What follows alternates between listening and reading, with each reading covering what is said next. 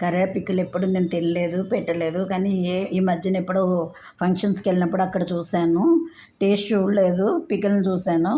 పెడుతున్నాను. ఇది టేస్ట్ బాగుంటుందా, ఎలా ఉంటుందో మీరు ఒకసారి చెప్తారా? ఇది ఆవపిండి ఒకటి, ఉప్పు ఒకటి, కారం ఒకటి, కొంచెం నిమ్మప్పు కానీ చింతపండు కానీ వేసుకోవాలి.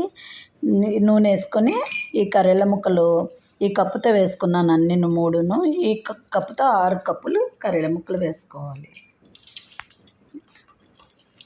ఎలా ఉంటుందో మీరు ఒకసారి టేస్ట్ చెప్పండి. అప్పుడు ఇంకా ఎక్కువగా పెట్టుకుంటాం. ఇది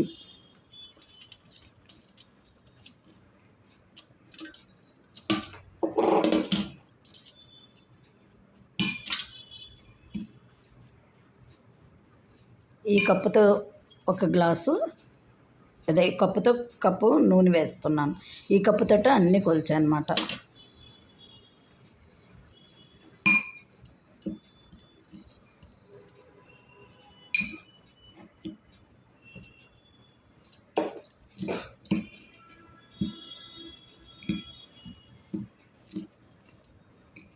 కొంచెం పసుపు. ఇదిగోండి అన్నీ కలిపిన తర్వాత ఇలాగ వస్తుంది. 3 డేస్ పక్కన పెట్టుకున్న తర్వాత యూజ్ చేసుకోవాలి కర్రీల పికిల్. ఇది మీలో ఎవరికైనా నచ్చితే లైక్ చేయండి, సబ్స్క్రైబ్ చేయండి.